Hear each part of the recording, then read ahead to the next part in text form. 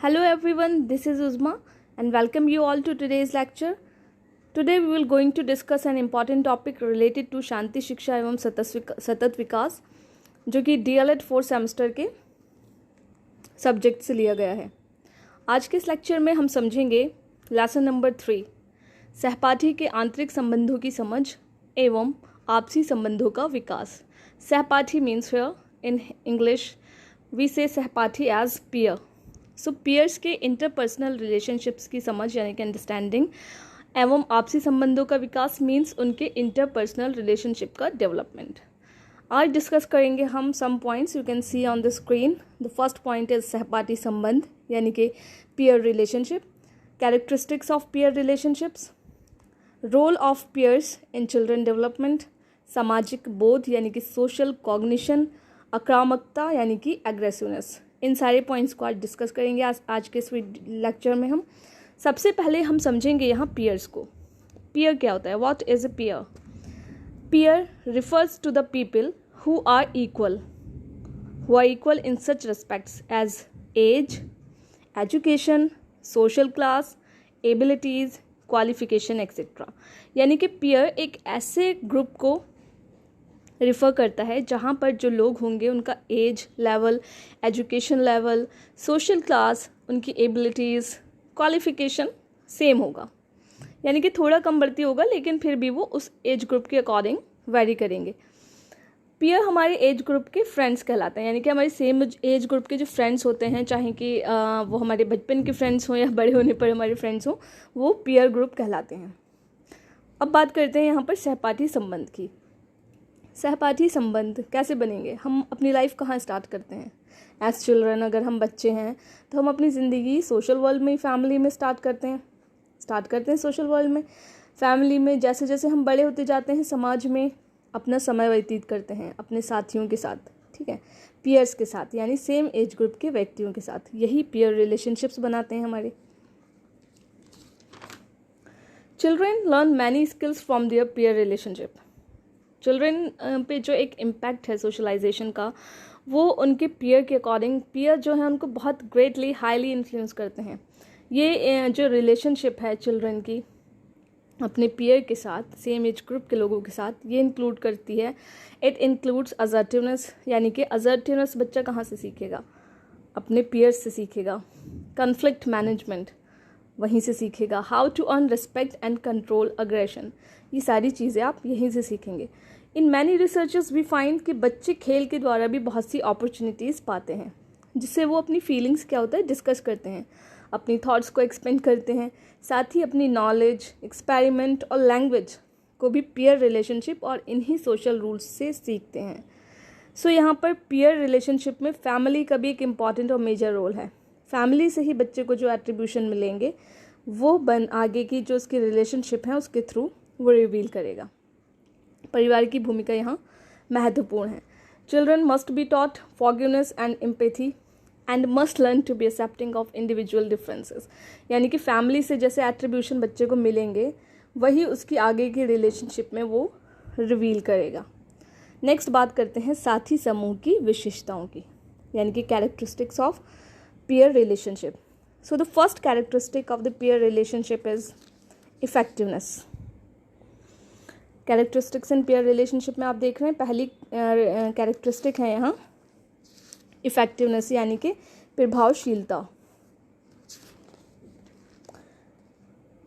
प्रभावशीलता।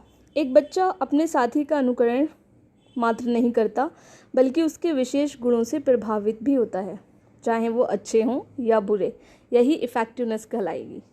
नेक्स्ट की बात करें हम, नेक्स्ट इज़ फेथ। फेथ को हम हिंदी में विश्वास कहेंगे। यही फाउंडेशन है, आई थिंक बेस है किसी भी रिलेशनशिप का। अगर आप कहें अगर फेथ नहीं है तो वो ऑनेस्टली वो उस रिलेशनशिप को आगे लेकर जा ही नहीं सकता। एक मित्र को अपने मित्र पर ही पूर्ण विश्वास होता है और उसके अंदर एक ये वाली फीलिंग होती है ना कि उससे उसे कोई हानि नहीं पहुंचेगी, वो सिक्योर फील करता है। इसीलिए तो हम अपनी चीज़ें दूसरों से शेयर करते हैं, अपनी फीलिंग्स को शेयर करते हैं अपने फ्रेंड्स के साथ, कि हम एक वहाँ पर सेफ्टी फील करते हैं और यही फेथ रिलेशनशिप को ग्रो करता है। नेक्स्ट बात करते हैं ट्रांसपेरेंसी की। ट्रांसपेरेंसी यानी पारदर्शिता। छोटे बच्चों को कभी गौर से देखना आप, उनके मन में जो भाव होते हैं वही उनके चेहरे पर होते हैं, यानी कि वो ऐसा नहीं होता कि अंदर से कुछ हैं और ऊपर से आपको कुछ और दिखा रहे हैं। यहाँ तक कि उनकी मित्रता में अपने पराये का ज्ञान भी नहीं होता। यही ट्रांसपेरेंसी कहलाती है। नेक्स्ट है पार्टिसिपेशन। पार्टिसिपेशन मीन्स सहभागिता। ये टेंडेंसी सभी बच्चों में होती है। बच्चे समूह में काम करना पसंद करते हैं, चाहे वो सोशल एटीट्यूड्स हों या सोशल गैदरिंग हो, लाइक प्ले हो, कल्चरल एक्टिविटीज़ हों। यहाँ तक कि पढ़ना भी समूह के साथ ही पसंद करते हैं बच्चे। पढ़ना समूह में पसंद करते हैं, एक दूसरे के देख कर सीखते हैं, participation. Next is moral and human being view. ये हमारा फर्स्ट एंड फॉरमोस्ट ऑब्जेक्टिव होना चाहिए। जैसे कि मैंने शांति शिक्षा के पहले लेक्चर में भी समझाया है कि शांति के लिए प्रयास आपको अपने लेवल से करने हैं। बच्चे को शांति का उपभोक्ता ना बनाकर सर्जक बनाना है। हम सभी में प्यार का भाव रखें और सबसे अच्छे इंसान बने, यही हमारा मेन ऑब्जेक्टिव होना चाहिए लाइफ का। Because I think there is a big difference between a human being and being human. Hopefully you got it. Next is competition. Competition means प्रतियोगिता। बच्चों में ये भावना अधिक पाई जाती है।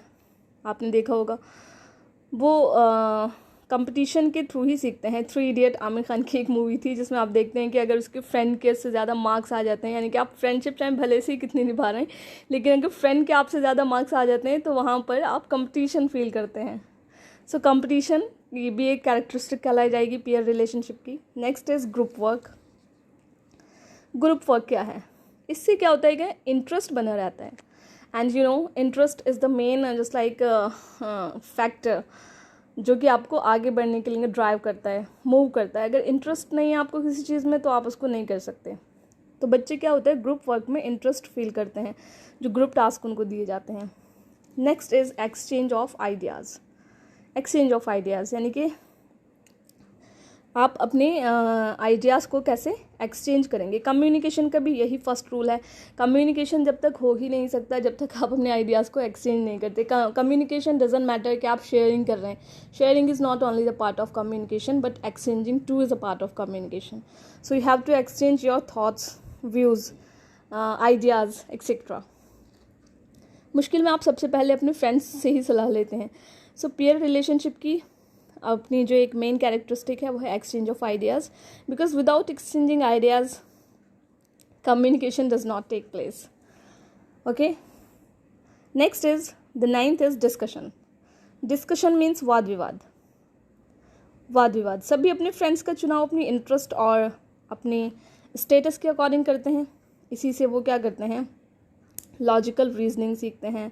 डिस्कशन जब आप करेंगे किसी से किसी चीज़ पर तो क्या होगा, आप लॉजिकल रीजनिंग सीखते हैं। इसी के अकॉर्डिंग बच्चे अपने अलग अलग ग्रुप बना लेते हैं। जिस डिस्कशन के थ्रू ही आप समझते हैं, जब आप बात करना शुरू करेंगे तो आप अपने जो आपकी टेंडेंसी वाले लोग होंगे ना उसी एज ग्रुप को बिलोंग करेंगे आप, यानी कि जिसको आप पसंद कर रहे हैं इसी के अकॉर्डिंग आप बनाएंगे ये सारे। सो होपफुली आपको ये कैरेक्टरिस्टिक्स समझ में आई हूँ आज पेयर रिलेशनशिप की। नेक्स्ट बात करेंगे हम आज के टॉपिक की जिसमें है हमारा सोशल कॉग्निशन। नेक्स्ट है इसमें देखें आप, बालकों के विकास में साथियों की भूमिका आपने देख ली। कैरेक्टरिस्टिक्स ऑफ पीयर रिलेशनशिप हम डिस्कस कर चुके हैं, यही साथियों के विकास की भूमिका भी है। नेक्स्ट टॉपिक है इसमें सामाजिक बोध यानी कि सोशल कॉग्निशन। अब सोशल कॉग्निशन को समझने से पहले हमें समझना होगा सोशल साइकोलॉजी को। Social psychology related to people behaviour in society. Okay, for example किसी पर्टिकुलर सिचुएशन में मीन्स सोशल इन्वायरमेंट में हमारा बिहेवियर कैसा है। ओके, सोशल इन्वायरमेंट मीन्स जहाँ पर लोग हों, जहाँ पर दूसरे लोगों के साथ आप बात कर रहे हों, दूसरे लोग आपको देख रहे हों, तो इस इन्वायरमेंट में हमारा बिहेवियर कैसे चेंज होता है, अच्छा हो जाता है, ख़राब हो जाता है, हम घबरा जाते हैं या हम कंफर्टेबल रहते हैं। इसका क्या रीज़न है, किस तरह से हम बिहेव करते हैं, कैसा इंप्रेशन हम बनाते हैं दूसरों पर, ये सब क्या करता है, ये हेल्प करता है एटीट्यूड फॉर्म करने में भी। ओके, कौन किस तरह बिहेव करता है उसके बेस पर ही हम लोग अपना एटीट्यूड बना लेते हैं। तो इसीलिए सोशल कॉग्निशन सोशल साइकोलॉजी से रिलेटेड है। अब बात करेंगे सोशल बिहेवियर की। Social behaviour generally means it is called personal behaviour. ये बेसिकली डिफरेंट होता है हमारे घर पर किए हुए बिहेवियर से। मीन्स जितना कंफर्टेबल आप घर पर बिहेव करते हैं, कई बार ऐसा होता है कि आप और जगहों पर उतना कंफर्टेबल बिहेव नहीं कर पाते हैं। फॉर एग्जाम्पल, अगर आप स्टेज परफॉर्मेंस दे रहे हैं and you have already prepared for that, but sometimes आपकी प्रेजेंटेशन बहुत अच्छी नहीं होती, आप घबरा जाते हैं, नर्वस हो जाते हैं और प्रेजेंटेशन ख़राब हो जाती है, आपको लगता है आपने ठीक से नहीं बोला, बट समटाइम आप फुल ऑफ कॉन्फिडेंट होते हैं, प्रेजेंटेशन अच्छी भी होती है। तो ये सब क्या है? ये सोशल बिहेवियर है। नेक्स्ट एलिमेंट है इसमें social formation, impression formation, sorry. Impression formation means किसी के बारे में हम अपनी परसेप्शन बना लेते हैं, उसकी बॉडी लैंग्वेज हो चाहे उसको देखकर, उसकी पर्सनैलिटी को देखकर। पर्सनैलिटी हम डिस्कस कर चुके हैं अपने प्रीवियस वीडियो लेक्चर्स में। लाइक ये तो बहुत स्मार्ट लग रहा है, किसी को देखकर हम कहते हैं बहुत इंटेलिजेंट लग रहा है, बहुत इनोसेंट है ये, या कोई बहुत डम लगता है हमें। सो ये सब चीज़ें क्या हैं? ये किसी के बारे में इन्फ्रेंसेस बना लेते हैं हम। ओके, इन्फ्रेंसेस मीन्स जजमेंट पास कर देते हैं। सो इसे हम इम्प्रेशन फॉर्मेशन कहते हैं। ज़रूरी नहीं कि यह हर बार सही ही हो, sometimes it also depends on our own attitude. Okay, attitude जो हम अपने प्रीवियस वीडियो में डिस्कस कर चुके हैं कि attitude means your degree of likeness और dislikeness. Anyone has his own side to see the things. Next term है इसमें attribution. We assign some reason to the people behaviour. जब हम कोई रीज़न लगा देते हैं किसी पीपल के, किसी व्यक्ति के बिहेवियर के साथ, सो वो एट्रीब्यूशन कहलाता है। फॉर एग्जाम्पल, कोई बहुत हैप्पीली या फ्रेंडली बिहेव कर रहा है आपके साथ, तो आपके माइंड में कहीं ना कहीं रीज़न बना लेते हैं आप कि शायद इसका नेचर बहुत फ्रेंडली है, हैप्पी गो लकी है, ये सबके साथ ऐसे ही बिहेव करता है। तो ये जो हम किसी के बिहेवियर के साथ रीज़न जोड़ देते हैं, इसी को एट्रीब्यूशन कहते हैं। सपोज़ कोई फेल हो गया एग्ज़ाम में, तो हम रीज़न क्या जोड़ देंगे कि ये तो पढ़ता ही नहीं था सही से, टाइम वेस्ट करता है, सीरियस ही नहीं पढ़ाई में। ऑन द अदर, अगर कोई टॉप कर गया एग्ज़ाम में, तो हम कोई ना कोई रीज़न लगा देंगे कि इसको तो दूसरों से बहुत सपोर्ट मिला, फैमिली सपोर्ट मिला, इसका कोचिंग सेंटर तो बहुत ही अच्छा था। मीन्स हम हर बिहेवियर के साथ एक रीज़न लगा देते हैं, इसी वजह से कि इसकी वजह से ऐसा हुआ। इसे ही एट्रीब्यूशन थ्योरी कहते हैं। साइकोलॉजी में जिन बच्चों ने मास्टर्स किया हो तो उनको समझ में आया होगा ये, और उन्होंने इसको डीपली पढ़ा होगा। समझ में तो खैर सबकी आया होगा, जिन बच्चों ने मास्टर किया हो उनके लिए मैं कह रही हूँ कि उन्होंने साइकोलॉजी में इस एट्रीब्यूशन थ्योरी को पढ़ा होगा। नेक्स्ट टर्म है इसमें attitude. Attitude I already discussed कि इम्प्रेशन फॉर्मेशन और एट्रीब्यूशन से दोनों से बनता है। एटीट्यूड एक्चुअली मीन्स क्या होता है? आपके डिग्री ऑफ लाइकनेस और dislikeness, as I already told you, keep remember this point. Attitude क्या होता है? Attitude depends on schemas. Schemas की बात करें हम, स्कीमास क्या होते हैं? Schemas attitude plus impression formation plus attribution को मिलकर सोशल कॉग्निशन बनता है आपका। इन तीनों चीज़ों से मिलकर बनता है, इन तीनों चीज़ों से मिलकर आपका सोशल कॉग्निशन बनता है। मीन्स सोशल कॉग्निशन क्या है? मीन्स आपका माइंड सोशल सिचुएशन को कैसे रजिस्टर कर रहा है। ये टोटली ऐसा नहीं है कि सामने वाले के बिहेवियर अपीयरेंस पर ही डिपेंड हो, बल्कि आपके खुद के स्कीमास पर ही डिपेंड करता है। नाउ लेट अस अंडरस्टैंड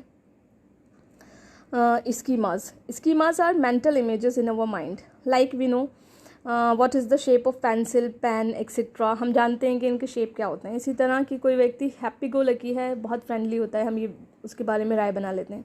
ये क्या है? एक मेंटल रिप्रेजेंटेशन है। जो चीज़ हमने पहले कभी नहीं देखी, हमारे एक्सपीरियंस का पार्ट है, वो हमारे माइंड में कहीं ना कहीं सेट हो चुकी होती है। तो यही क्या है? हमारी स्कीमास होते हैं, जो आगे की चीज़ों के बारे में कुछ इंप्रेशन बनाने में हमारी हेल्प करते हैं। अब बात करते हैं इनके इफ़ेक्ट्स की। अगर हमने पॉजिटिविटी ज़्यादा देखी है लाइफ में, तो हम डेफिनेटली हमारे स्कीमास आगे भी हमें पॉजिटिव एटीट्यूड बनाने में हेल्प करेंगे। लेकिन अगर हमारे स्कीमास नेगेटिव रहे हैं, तो हमारा एटीट्यूड भी नेगेटिव बनेगा। यही बात पीयर रिलेशनशिप में इम्पॉर्टेंट और मेजर रोल प्ले करती है। तो ये एक्सपीरियंसेस हैं। सोशल कॉग्निशन क्या है? एक्सपीरियंसेस हैं बेसिकली, जिनकी वजह से हमारा मेंटल रिप्रेजेंटेशन वैसा हो जाता है, जिसकी वजह से हम चीज़ों को उसी पॉइंट ऑफ व्यू से देखते हैं। ये स्कीमास टोटली, मैं फिर से बात करना चाहूँगी कि सामने वाले के ही नहीं होते, as I already told you, but ये हमारे खुद के भी होते हैं। फॉर एग्जाम्पल, ज़्यादा बोलने वाली लड़कियाँ किसी को ज़्यादा पसंद होती हैं, ठीक है। किसी को गोरे रंग के लड़के पसंद होते हैं, कोई लड़कों का गोरा रंग पसंद करता है आई थिंक, तो किसी को बिल्कुल नहीं पसंद। तो ये सारी चीज़ें क्या हैं? ये हमारी इंटरपर्सनल रिलेशनशिप में, पीयर की जो इंटरपर्सनल रिलेशनशिप है, उसमें सोशल कॉग्निशन एक मेजर इंपॉर्टेंट रोल प्ले करता है। Okay, so here I wind up my lecture with these words कि accept yourself the way you are accept yourself the way you are. The world recognizes you. It all starts from within. So thank you for watching, and until next time, take care. Bye.